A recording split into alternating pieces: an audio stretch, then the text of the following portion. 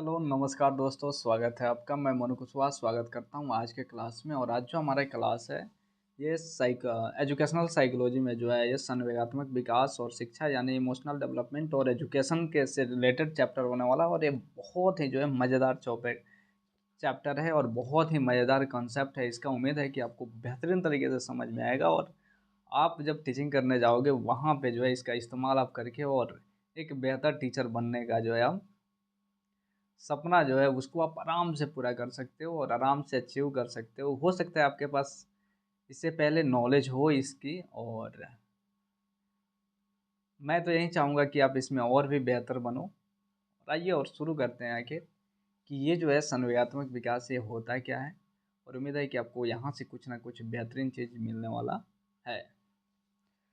तो संवेगात्मक विकास के बारे में सबसे पहले हम बात करेंगे, इमोशनल डेवलपमेंट के बारे में बात करेंगे, आखिर इसका अर्थ क्या होता है। आइए और शुरू करते हैं। हम जीरो लेवल से शुरू करेंगे ताकि जो है बच्चे हैं वो या फिर जो भी स्टूडेंट हैं या फिर आप टीचर हैं आपको बेहतर तरीके से ये चीज़ समझ में आ जाए। तो संवेग जो है एक जटिल संप्रत्यय है जिसका जो है विभिन्न मनोवैज्ञानिकों ने विभिन्न रूपों में जो है परिभाषित किया है। और कुछ मनोवैज्ञानिकों ने जो है संवेग को उत्तेजित अवस्था की संज्ञा दी है। कुछ अन्य मनोवैज्ञानिकों ने जो है संवेग की के जो है अनुभव पक्ष पर बल दिया है, जबकि कुछ ने जो है व्यवहार पक्ष पर बल दिया है।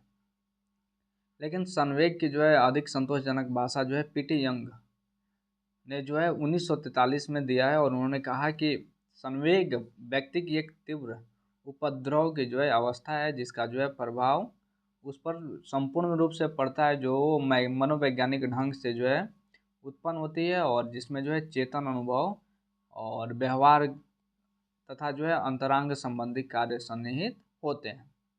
संवेग की जो है या फिर की जो है कुछ स्वरूप हैं या फिर जो कुछ विशेषताएं हैं, आइए और उनको देख लेते हैं परिभाषा के आधार पे। पहला नंबर है कि संवेग जो है एक उपद्रव की स्थिति है और व्यक्ति के संवेगात्मक जो है व्यवहार में निरीक्षण से जो है संवेग का उपद्रव संबंधी जो है स्वरूप स्पष्ट हो जाता है। दूसरा नंबर है संवेग की स्थिति में जो उपद्रव की स्थिति उत्पन्न होती है वह संपूर्ण रूप की होती है यानी पूरा रूप से होता है। व्यक्ति जो है पूर्ण रूप से उपद्रव की स्थिति में रहता है।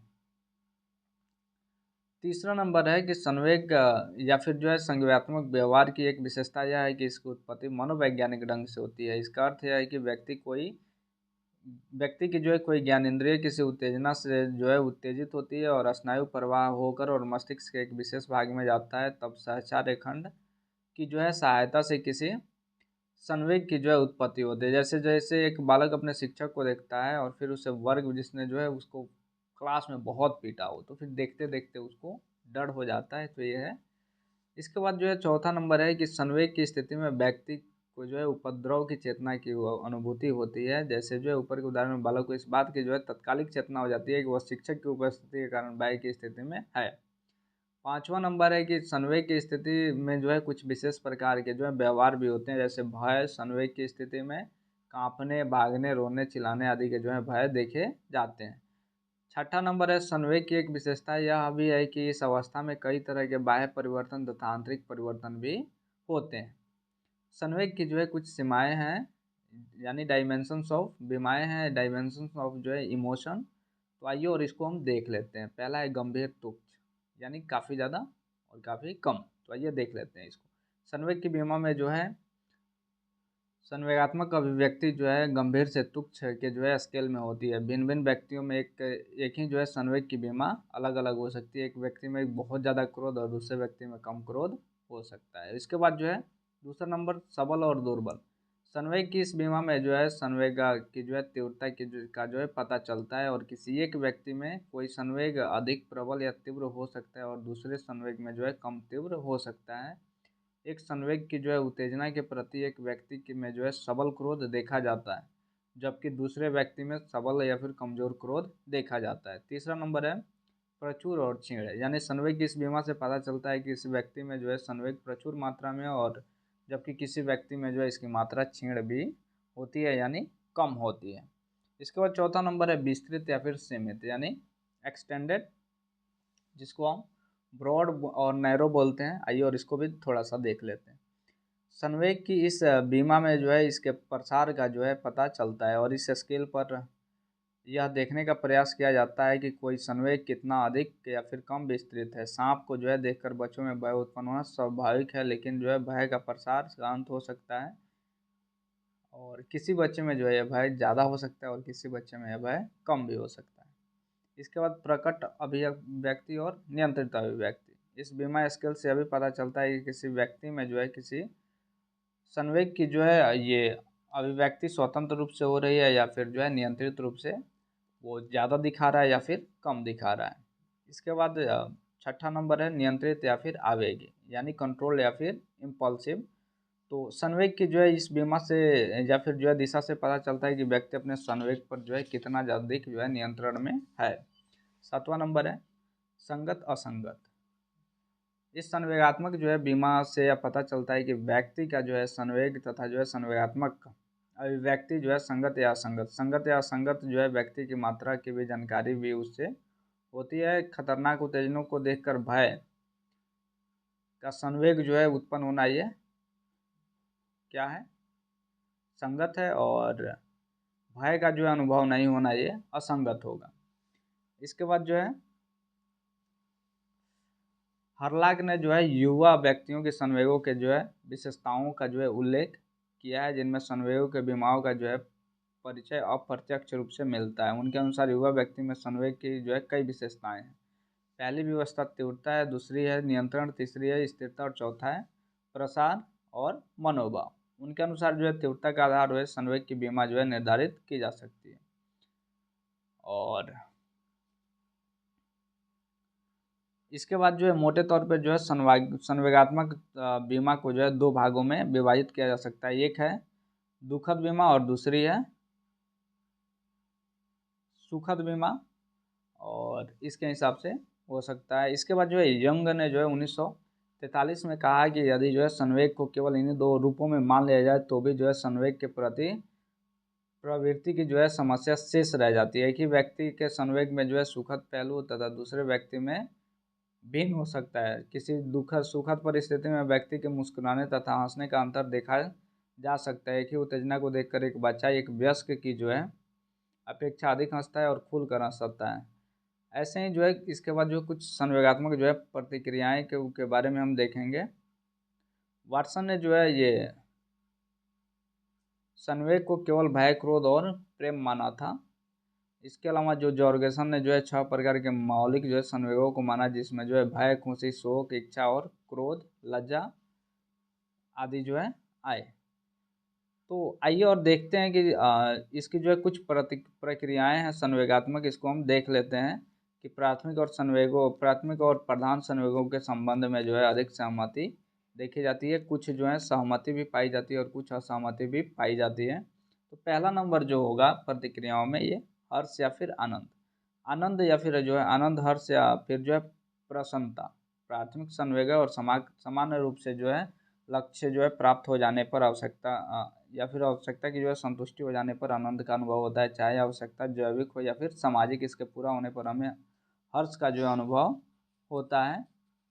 और छोटे से लेकर जो है बड़े लोग तक भी जो है ये हर्ष का अनुभव करते हैं। छोटा बच्चा जो है कुछ पा के हर्ष महसूस करता है, कुछ बच्चे जो है पहचान के हर्ष महसूस करते हैं, और भी कई सारी चीज़ें हैं जिसको देखने को मिल जाता है। इसके बाद भय। भय को उत्पन्न करने वाली जो है परिस्थिति शुरू से ही जो है बदलती रहती है। शौशवावस्था तथा प्रारंभिक अवस्था में जो अनोखी परिस्थिति के कारण जो है भय का संवेग की अनुभूति होती है। जब अजनबी जो है व्यक्ति का एक बालक के सामने उपस्थित हो जाता है तो बालक को जो है गंभीर भय उत्पन्न होता है। जब वो बड़ा हो जाता है तो अंधकार, अकेलापन और शारीरिक पीड़ा आदि के कारण जो है वो भय उत्पन्न होता है। भय के जो है संवेग के विकास में परिपक्वता के साथ साथ अनुकूलन का भी हाथ होता है। इसके अलावा जो है कई अन्य कारकों का प्रभाव भी जो है भय के विकास पर पड़ता है। बच्चे अनुकरण के आधार पर भी जो है किसी चीज़ से डरना सीख लेते हैं। स्मरण तथा जो कल्पना का जो है हाथ भी भय में होता है। हेब ने जो है 1949 में भय के संवेग के विकास के लिए संबंधित अध्ययन जो है वनमानुष पर किया और देखा कि भय की प्रकृति में संज्ञान का हाथ होता है। अविवेकी भय के विकास में भी जो है संज्ञान का हाथ होता है, और इस बात को जो लुमिट ने जो है 1990 में कहा है। इसके बाद आता है क्रोध। बच्चों में जो है क्रोध की उत्पत्ति जो है अक्सर कुंठा उत्पन्न करने वाली परिस्थिति या फिर व्यवहार से होती है। यदि किसी बच्चे से खिलौना छीन लिया जाए तो वह क्रोध का अनुभव करता है। और अध्ययनों से पता चलता है कि जब बच्चों की स्वतंत्रता में बाधा डाली जाती है तो उन्हें क्रोध का अनुभव होता है। और ये जो है ये फ्रांस ने 1959 में इस पे जो है अध्ययन किया था।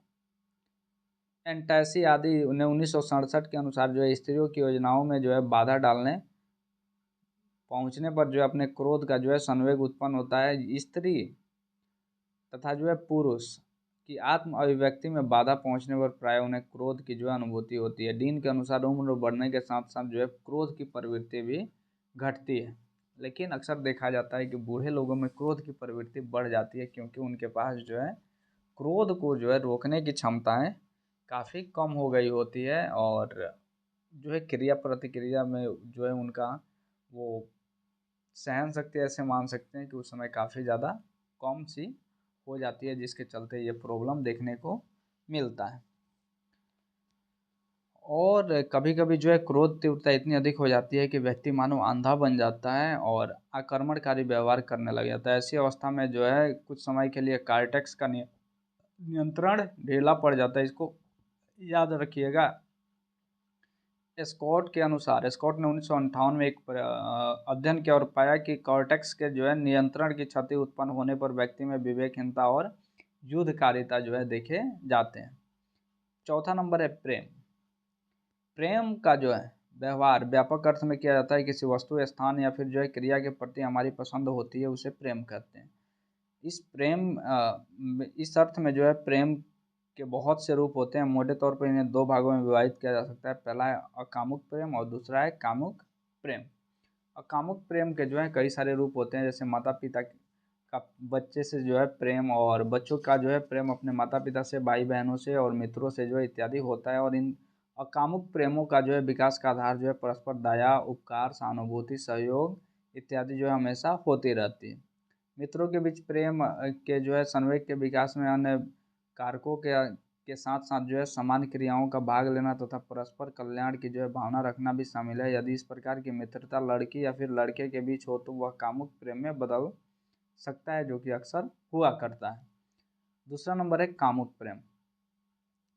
कामुक प्रेम में जो है विपरीत लिंग के सदस्यों में जो है स्नेही व्यवहार पाया जाता है। फलतः यह व्यवहार जो है परस्पर होता है और एक दूसरे के प्रति स्नेह रखते हैं। कामुक प्रेम के विकास में उन सभी कारकों का हाथ होता है जिनका जिक्र जो है अकामुक प्रेम के संबंध में कभी कभी ऊपर अभी अभी किया गया है और अभी अभी हमने पढ़ा भी है।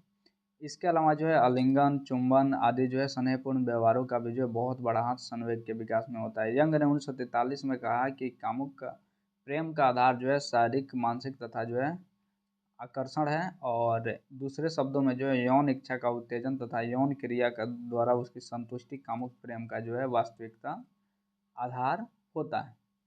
पांचवा नंबर है घृणा, जिसको हेट बोलते हैं। घृणा का एक निरोधात्मक जो है संवेग है, निषेधात्मक संवेग है घृणा। और प्रेम संवेग के विपरीत जो है घृणा संवेग होता है। साधारणतः नापसंदगी को जो हम घृणा कहते हैं। यह स्मरण रखना चाहिए कि नापसंदगी जो है वास्तव में पसंद का अभाव नहीं है। पसंद नहीं करना और नापसंद करना दोनों में अंतर है। जहाँ तक जो है घृणा के संबंध के जो है विकास का प्रश्न है, यह कामुक और अकामुक प्रेम के कुंठा पर आधारित है। जब व्यक्ति को कामुक तथा जो है अकामुक प्रेम के क्षेत्र में निराशा होती है तो उसे घृणा का संवेग विकसित हो जाता है। यदि किसी पत्नी को अपने पति से जो है यौन संतुष्टि नहीं मिलती हो, यानी सेक्सुअल जो है सेटिस्फैक्शन नहीं मिलता हो, तो वह धीरे धीरे अपने पति से नफरत करने लगती है। इसी तरह यदि पत्नी किसी पति को अपनी पत्नी से यौन संतुष्टि नहीं मिलती हो तो फिर पति में घृणा का संवेग विकसित हो जाता है। और यदि जो है संतुष्टि उनके लिए जो है यौन संतुष्टि का एकमात्र साधन उसकी जो है पत्नी है, लेकिन इस पर जो है संस्कृति भिन्नता का भी प्रभाव पड़ता है। इसी तरह जो वस्तु या फिर व्यक्ति लक्ष्य को प्राप्त करने में जो है बाधक होता है, उसके प्रति घृणा उत्पन्न हो जाती है। कभी कभी डाह, स्पर्धा का कारण जो है ये घृणा उत्पन्न होता है। तो आइए और डाह को भी देख लेते हैं, जिसको हम जिलीशियस बोलते हैं। तो आइए और इसको भी थोड़ा सा हम देख लेते हैं। बहुत ही जो है मैं बोला था ना, बहुत ही इम्पोर्टेंट चैप्टर होने वाला है और बहुत ही मज़ेदार चैप्टर है। डाह या फिर ईर्ष्या जो है एक जटिल संवेग है और इसकी चिंता तथा जो है आक्रमण की भावना इसमें रहती है। इसका आधार जो है कामुक प्रेम तथा जो है अकामुक प्रेरक हो सकता है। बच्चे में जो है अकामुक प्रेम में जो है डाह का संवेग उत्पन्न होता है और एक बच्चा दूसरे बच्चे के जन्म लेने पर डाह करने लग जाता है। बच्चा यह महसूस करता है कि माता पिता का ध्यान जो पहले उसी तक सीमित था अब दूसरे की ओर जो है अधिक है और अब वह महसूस करने लग जाता है कि माता पिता का प्यार जो है छीनता जा रहा है और उसे उपेक्षा की नज़र से देख रहे हैं। इसी कारण वह उसी जो है नवजात शिशु को मानता है और डाह संवेग की का जो है अनुभव करने लग जाता है। छोटे बच्चे को जब इस बात का अनुभव होता है कि माता पिता की ओर से जो है बड़े बच्चों को अधिक स्नेह मिल रहा है तो उनमें भी जो है डाह या फिर जलन उत्पन्न हो जाता है। इस संबंध में फोस्टर का जो है अध्ययन महत्वपूर्ण है और उन्होंने जो एक 6 वर्ष के जो है लड़के के डाही व्यवहार का अध्ययन किया और उन्होंने बताया कि परिवार में एक बच्चे के बाद दूसरा बच्चा जन्म लेता है तो पहला बच्चा जो है दूसरे बच्चे को घुसपैठिया समझने लग जाता है, उसके प्रति ईर्ष्यालु का भाव बन जाता है। वह महसूस करता है कि इसी के आने के कारण माता पिता का स्नेह घट गया और माता पिता जो है उसके प्रति उदासीन बन गए हैं। कभी कभी जो है वास्तव में स्पर्धा का रूप जो है कभी कभी डाह जो है वास्तव में स्पर्धा यानी इन्वी के जो है रूप में भी देखा जाता है। जैसे जब कोई जो है एक व्यक्ति दूसरे व्यक्ति की जो है संपत्ति या फिर पद से डाह करने लग जाता है, उसे हासिल करने की इच्छा रखने लगा तो इसे डाह न कहकर स्पर्धा करना कहना अधिक सही है। यदि हम किसी व्यक्ति को नुकसान पहुंचाकर और उसकी सुंदर पत्नी को जो है हासिल करने की इच्छा रखते हैं तो इसे हम स्पर्धा कहेंगे। कारण डाह में जो है प्रेम प्राप्त करना उद्देश्य रहता है और बड़ा बच्चा अपने छोटे भाई से जो है इसलिए डाह करता है क्योंकि जो है अपने माता पिता का जो है प्रेम पूरे तौर पर प्राप्त करना चाहता है। लेकिन एक व्यक्ति अपने पड़ोसी से जो है स्पर्धा इसलिए करने लग जाता है कि वह उसे नुकसान पहुंचाकर उसकी संपत्ति को है जो वो प्राप्त करना चाहता है। डाह का एक दूसरा रूप जो है कामुक डाह भी होता है और ईर्ष्या की जो है अभिव्यक्ति ये कई सारे रूपों में होती है। प्रायः क्रोध की अवस्था में होने वाले व्यवहार जो है इस ईर्ष्या की अवस्था में देखे जाते हैं और ईर्ष्या की जो अवस्था में व्यवहारों की जो है तीव्रता काफ़ी कम होती है और इस अवस्था में व्यक्ति आक्रमणकारी व्यवहार करता है और बच्चे कभी कभी डाह के कारण जो है तोड़फोड़ का व्यवहार भी करते पाए जाते हैं। ब्राउन ने जो है 1934 में अपने अध्ययन में पाया कि कामुक ईर्ष्या के कारण जो है संवेगात्मक उपद्रव जो है ये उत्पन्न हो जाता है। इसके बाद जो हम पढ़ने वाले हैं ये संवेगात्मक विकास प्रतिरूप की जो है शैक्षणिक साक्षरता क्या है और इसको हम पढ़ेंगे तो हम जानेंगे कि भाई क्या ज़रूरत है और क्या ज़रूरत नहीं है। तो शैक्षणिक सार्थकता के बारे में हम पढ़ने वाले हैं, बहुत ही बेहतरीन। और इसको जब आप ध्यान से पढ़े हुए तो कुछ ना कुछ आपको यहाँ से कुछ ना कुछ पक्का है कि आप एक्सट्रैक्ट करके जाओगे और इसकी गारंटी मैं देता हूँ। पहला नंबर है कि संवेगात्मक विकास के अध्ययन से जो एक शैक्षिक साक्षरता यह है कि इससे जो है शिक्षकों तथा माता पिता को इस बात की जानकारी मिलती है कि बच्चों के विभिन्न संवेगों का जो है विकास पर जो है किन किन कारकों का प्रभाव पड़ता है और इसकी जानकारी उठाकर वे क्रमशः विद्यालय तथा परिवार में जो है बच्चों के संवेग के जो है समुचित विकास में मदद कर सकते हैं।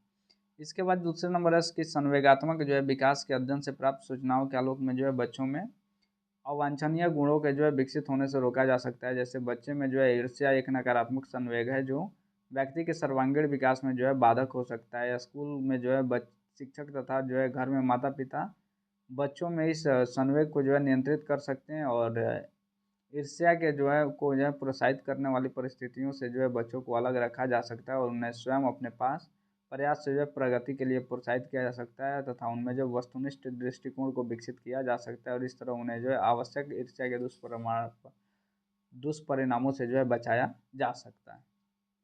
तीसरा नंबर है संवेगात्मक विकास के अध्ययन से प्राप्त सूचनाओं के आधार पर धनात्मक संवेगों को प्रोत्साहित किया जा सकता है। जैसे जो खुशी या हर्ष जो है एक धनात्मक संवेग है और माता पिता अपने घरेलू वातावरण तथा जो है शिक्षक अपने जो है विद्यालय वातावरण के अनुकूल जो है परिस्थिति को उत्पन्न कर और इस धनात्मक संवेग को अपेक्षित बीमा तक विकसित करने में सहायक हो सकते हैं। जैसे बच्चों को वह कार्य करने के लिए दिया जा सकता है जिससे वे अधिक सक्षम हो और उन्हें जो है अपनी पसंद की क्रियाओं के निष्पादन की जो है स्वतंत्रता दी जा सकती है और उनकी सफलता के लिए जो है प्रशंसा की जा सकती है। चौथा नंबर है शिक्षक तथा अभिभावक तथा जो है माता पिता संवेगात्मक विकास के अध्ययन से प्राप्त अनावश्यक जो है सीमा तक विकसित होने से जो है रोक सकते हैं। जैसे बच्चों में जो है भय, चिंता आदि जो है अवांछित जो है संवेग है, इनको जो है वो उत्पन्न होने से रोक सकते हैं। सामान्य सीमा तक जो है चिंता या फिर भय लाभप्रद होता है, क्योंकि इससे हानियों और खतरों से जो है बच्चों की सुरक्षा होती है और सावधानी बरतने का अवसर मिलता है। लेकिन अधिक सीमा तक भय या फिर चिंता के विकसित हो जाने पर बच्चों का जो है सर्वांगीण विकास बाधित हो जाता है। अतः शिक्षक जो है माता पिता की अनुकूल व्यवस्था करके और बच्चों में जो है विवेकहीन भय को जो है विकसित होने से रोकते हैं और बच्चों के जो है आत्मविश्वास को बढ़ाकर और भय प्रतिक्रिया के विपरीत जो है ये प्रतिक्रिया को विकसित करने तथा जो है विवेकहीन भय को रोका जा सकता है। पांचवा नंबर है संवेगात्मक विकास के अध्ययन से जो है क्रोध संवेग के जो है संवेग को जो है नियंत्रित करने को में जो है मदद मिलती है। और क्रोध वास्तव में काफ़ी शक्तिशाली संवेग है, जिसका समाधान करना माता पिता और शिक्षक के लिए आवश्यक है। बच्चों के सर्वांगीण विकास के लिए इस संवेग का नियंत्रण होना बहुत ज़्यादा आवश्यक है और इसके लिए कई सारे उपायों का प्रयोग किया जा सकता है। जैसे जो है क्रोध की उत्पन्न करने वाली परिस्थिति से जो है बच्चों को यथासंभव अलग रखा जाए और क्रोध के कारणों की जो है खोज कर उसे दूर करने का प्रयास किया जाए और बच्चों को जो है आत्मविश्लेषण का अवसर दिया जाए। और भी कई सारे जो है उपायों का इस्तेमाल इसमें किया जाता है। इसके बाद छठा नंबर है अनुकूल परिस्थितियों की जो है सहायता से बच्चों में वांछित संवेगों को जो है विकसित किया जा सकता है तथा जो है अवांछित संवेगों को विकसित होने से रोका जा सकता है। जैसे जो अनुकूल प्रविधि में जो है बच्चों में प्रेम, स्नेह आदि जो है वांछित संवेगों को विकसित करके जो है बालकों के सर्वांगीण विकास में जो है शिक्षक तथा जो है माता पिता सहायक बन सकते हैं। सातवां नंबर है संवेगात्मक विकास में संबंधित सूचनाओं की जो है सहायता से बालकों में जो है संवेगात्मक नियंत्रण तथा संवेगात्मक संतुलन की जो है भी जो है संभव होता है। और यह सर्वविदित है कि स्वस्थ व्यक्तित्व विकास के लिए जो है संवेगात्मक नियंत्रण का संतुलन जो है बहुत आवश्यक है और शिक्षक और माता पिता इस दिशा में जो है बच्चों को उपयुक्त सलाह देते हैं तथा उन्हें इस योग्य बना देते हैं कि वो अपने संवेगों पर जो है नियंत्रण रखने और उन्हें समाज द्वारा मान्यता प्राप्त व्यवहारों के माध्यम से जो है व्यक्त करने में सक्षम बन जाते हैं। इसके बाद जो है आठवां नंबर है ये है कि परिवार में माता पिता तथा अभिभावक जो है संवेगात्मक विकास के जो है अध्ययन से लाभ उठाकर अनुकूल वातावरण की जो है व्यवस्था करते हैं, जिससे बच्चों में जो है प्रेम, स्नेह, खुशी और स्वीकृति, सुरक्षा आदि जो है वांछित संवेगों का विकास संभव हो जाता है। और इसी तरह जो है वे ईर्ष्या, डाह, क्रोध आदि जो है अवांछित संवेगों को जो है नियंत्रित करने में सक्षम हो जाते हैं। इसके बाद 9वां नंबर है कि स्कूल में जो है शिक्षक जो है बच्चों के स्वस्थ जो है व्यक्तित्व के विकास के लिए वांछित संवेगों को जो है विकसित करने तथा अवांछित संवेगों को नियंत्रित करने में सफल प्रयास करते हैं। और प्राथमिक स्कूल के साथ साथ जो है माध्यमिक स्कूल के जो है शिक्षार्थियों में स्वस्थ विकास व्यक्तित्व के विकास के लिए जो है शिक्षक की भूमिका अहम हो जाती है। 10वां नंबर है कि संवेगात्मक रूप से जो है विक्षुब्ध बच्चे कि शिक्षा तथा उसके समायोजन में भी संवेगात्मक विकास के अध्ययन से जो है प्राप्त सूचनाओं से मदद मिलती है और इस अध्ययन से शिक्षक तथा माता पिता को यह जानकारी मिल जाती है कि संवेगात्मक उपद्रव के क्या कारण है और इसका समाधान कैसे किया जाता है। इसकी जानकारी उठाकर वे बच्चों के जो है संवेगात्मक उपद्रव के समाधान में सक्षम हो जाते हैं। इसके बाद संवेगात्मक समस्याओं के जो है समाधान के जो है उपाय यानी मेजर्स ऑफ जो है सॉल्विंग इमोशनल प्रॉब्लम्स और आइए और इसको देख लेते हैं। इसके बाद अब बहुत बड़ा चैप्टर नहीं, आई थिंक 7 से 8 मिनट में चैप्टर खत्म हो। मैंने कहा है 30 मिनट से पहले पहले तो हो सकता है 31 मिनट हो जाए, पर बहुत ज़्यादा नहीं जाएगा। तो संवेगात्मक समस्याओं के जो है समाधान के उपाय क्या क्या हैं आइए और देख लेते हैं। पहला नंबर है बच्चों का जो है संवेगात्मक समस्याओं के समाधान का एक उपाय यह है कि इन समस्याओं के जो है पूर्ववर्ती कारकों का पता लगाया जाए और उन कारकों को जो है नियंत्रित किया जाए। जैसे कोई जो है छात्र स्कूल जाने में जो है भय खाता हो और अपने वर्ग में भयभीत रहता हो, शिक्षक को देखकर घबराता और चिंता महसूस करता हो, तो शिक्षक को चाहिए कि वह इस भय का जो है कि खोज के कारण की जो है खोज करे, उसको दूर करने का प्रयास करे ताकि बालक का जो है यह समस्या हल हो सके। जैसे यह संभव है कि किसी शिक्षक के प्रति जो है भय प्रतिक्रिया करने हेतु जो है अनुकूलित हो गया हो और इस प्रतिक्रिया का जो है सामान्यीकरण हो गया हो। यदि ऐसा हो तो उस बालक को भी अनुकूलित के आधार पर जो है संवेगात्मक समस्या से जो है मुक्ति दिलाई जा सकती है। दूसरा नंबर है कि बालकों में को जो है संवेगात्मक समस्याओं तथा जो है संवेगात्मक उपद्रवों का जो है समाधान का एक उपाय है कि माता पिता घर में और स्कूल शिक्षक जो है स्कूल या वर्ग में ऐसे बच्चों की जो है कठिनाइयों को ध्यान में रखकर उन्हें सहानुभूतिक व्यवहार करे। जैसे यदि कोई वर्ग में जो है कोई छात्र संवेगात्मक उपद्रव के कारण आक्रामक व्यवहार करे तो शिक्षक को चाहिए कि उसके साथ सहानुभूति व्यवहार करे और उसे समझाएं कि वर्ग में ऐसा व्यवहार करना मानक के विरुद्ध है और फिर उससे ऐसे व्यवहार को कभी नहीं दोहराया जाना चाहिए और ज़रूरत पड़े तो थोड़ा बहुत दंडित भी किया जाना चाहिए। मेरा पर्सनल ओपिनियन है, बुक में नहीं है। तीसरा नंबर है कभी कभी बालक जो है समस्यात्मक इसलिए बन जाते हैं कि उनकी शिक्षा जो है अभिरुचि के अनुकूल नहीं हो पाती है, फलतः वे वर्ग में रुचि नहीं लेते हैं तो संवेगात्मक उपद्रव के जो है शिकार बन जाते हैं। अतः ऐसे बालकों को जो है इस संवेगात्मक उपद्रव तथा संवेगात्मक जो है समाधान की समस्या के लिए शिक्षकों तथा अभिभावकों को चाहिए कि उनकी जो है शिक्षा की व्यवस्था उनकी अभिरुचि के अनुकूल करें। चौथा नंबर है समस्यात्मक जो है समस्याओं का जो है समाधान हेतु यह भी आवश्यक है कि विशिष्ट बालकों की जो है शिक्षा की व्यवस्था अलग की जाए। प्रतिभाशाली जो है बालकों का जो है बौद्धिक स्तर इतना ऊंचा होता है कि वह किसी विषय को जल्दी से समझ लेते हैं तथा सरल विषय के जो है अपेक्षा जटिल विषय में रुचि रखते हैं। इसके विपरीत जो है मंद बुद्धि के बालक तथा मानसिक दुर्बल बालकों का बौद्धिक स्तर इतना नीचा होता है कि वर्ग में किसी विषय को देर से समझते हैं या फिर समझ भी नहीं पाते हैं तथा केवल जो है सरल विषय में रुचि लेते हैं। इन दोनों जो है बच्चों की शिक्षा एक साथ जो है सामान्य बालकों के साथ होने से इनके जो है संवेगात्मक तथा रूप से जो है समस्यात्मक हो जाने की संभावना बनी रहती है और इसके समाधान हेतु यह आवश्यक है कि इनके लिए अलग अलग अनुकूल शैक्षिक कार्यक्रम की योजना बनाई जाए। पाँचवा नंबर है कि ऐसे बालक जो गंभीर रूप से जो है संवेगात्मक उपद्रव तथा संवेगात्मक समस्या से पीड़ित हो उन्हें मनोचिकित्सकों तथा मनोवैज्ञानिकों तथा निर्देश कार्यकर्ताओं की जो है सेवा उपलब्ध कराने का प्रयास किया जाना चाहिए।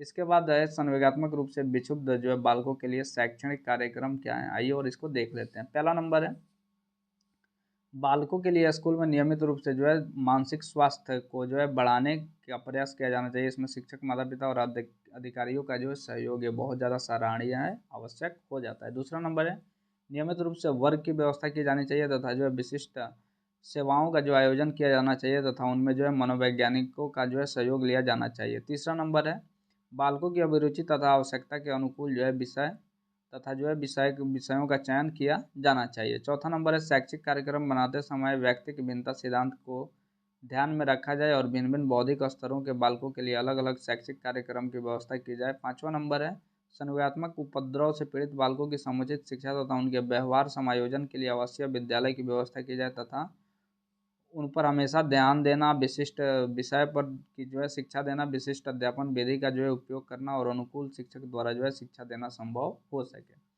छठा नंबर यदि अलग आवासीय विद्यालय की व्यवस्था संभव ना हो तो संवेगात्मक रूप से जो है कुसमायोजित बच्चों की शिक्षा तथा उनके समायोजन की जो के लिए जो है विशिष्ट वर्ग की व्यवस्था की जाए जहाँ जो है केवल ऐसे बच्चों के अध्यापन की जो है व्यवस्था हो जो संवेगात्मक रूप से जो है उपद्रव के शिकार हुए और ऐसा करने से जो है शिक्षकों को उन पर पूरा ध्यान देना और उनकी जो है निगरानी करना तथा जो अनुकूल व्यवहार करना जो है ये संभव हो सकेगा। इसके बाद सातवां नंबर ऐसे बालकों की समुचित शिक्षा तथा उनके जो है समायोजन के लिए यह भी आवश्यक है कि विद्यालय जलवायु अनुकूल जो है तथा जो है स्वस्थ हो, अनुकूल और स्वस्थ हो और स्कूल का जो वातावरण कुछ ऐसा हो कि बालकों की सुरक्षा, प्रेम, स्नेह और विश्वास आदि संवेगों को जो है विकसित होने की संभावना बन सके। आठवां नंबर है संवेगात्मक रूप में जो है विक्षुब्ध बालकों की शिक्षा तथा उनके समायोजन में जो है शिक्षकों के व्यक्तिगत योगदान काफ़ी महत्वपूर्ण है और शिक्षकों को चाहिए कि वर्ग में ऐसे प्रत्येक बालक पर ध्यान दे और व्यक्ति की जो है भिन्नताओं को समझे और उनकी कठिनाइयों को समझने और दूर करने का जो है प्रयास व्यक्तिगत स्तर पर करें और उनकी उससे जो है बातचीत करें और उसके जो है आत्मविश्वास को बढ़ाने का प्रयास करें। क्रोध, घृणा, ईर्ष्या आदि जो है संवेगात्मक संवेगों के बदले जो है प्रेम, स्नेह, सुरक्षा आदि धनात्मक संवेगों की जो है अभिव्यक्ति करें। नौवां नंबर है शिक्षक को चाहिए कि आवश्यकता अनुसार संवेगात्मक उपद्रव के समाधान में मनोचिकित्सक तथा जो है मनोवैज्ञानिकों का सहयोग लें और विद्यालय के जो है अधिकारियों को चाहिए कि इस पुनित काम में जो है शिक्षकों को हर संभव जो है वो सहयोग दें। 10वां नंबर है संवेगात्मक रूप से जो है विक्षुब्ध बच्चों की शिक्षा तथा उनके जो है समायोजन में संबंधित कार्यक्रम को सफल बनाने में माता पिता तथा अभिभावकों का जो है सहयोग भी आवश्यक है और उन्हें चाहिए कि अपने बच्चों के प्रति स्नेह, अति सुरक्षा और अति तिरस्कार से परहेज करें और इसके अलावा जो प्रजातांत्रिक तरीके से उनका पालन पोषण करें। तो ये था दोस्तों हमारा चैप्टर नंबर 11 संवेगात्मक विकास और शिक्षा। उम्मीद है कि आपको समझ में जरूर आया होगा। इसके बाद जो हम चैप्टर लेके आएंगे सबसे बड़ी चीज़ है ना कि जब आप टीचर बनते हो, प्रोफेसर बनोगे, कोई भी चीज़ जब आप शैक्षणिक संस्थान में जाओगे, शिक्षा से रिलेटेड जब काम करोगे या फिर किसी भी फील्ड में जा रहे हो, तो वहाँ पे लोगों के जो है सबसे पहले व्यक्ति केस स्टडी जो बोला जाता है, यानी बच्चे को सबसे पहले समझो। हो सकता है बच्चा काफ़ी तेज़ हो सकता है बच्चा काफ़ी कमज़ोर हो, तो उस आधार पे जो है उसको शिक्षा देने की कोशिश की जाए, और जिससे जो है संतुलन लगातार बना रहे और बच्चा जो है वो लगातार अपने काम में एक्सपर्ट बनता चला जाए। कहने का तो मतलब यही है, और आप जहाँ पे जाओगे वहाँ पे अधिकतर बच्चे तो एक्सपर्ट ही मिलेंगे।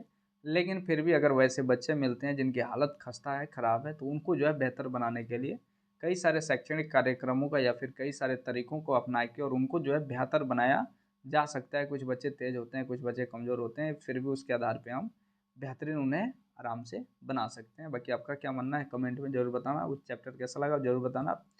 नेक्स्ट कल पढ़ेंगे चैप्टर नंबर 12 सामाजिक विकास और शिक्षा, यानी सोशल डेवलपमेंट एंड एजुकेशन, क्योंकि हम पढ़ रहे हैं एजुकेशनल साइकोलॉजी और बहुत ही जल्द हम हेल्थ साइकोलॉजी भी लेके आने वाले हैं।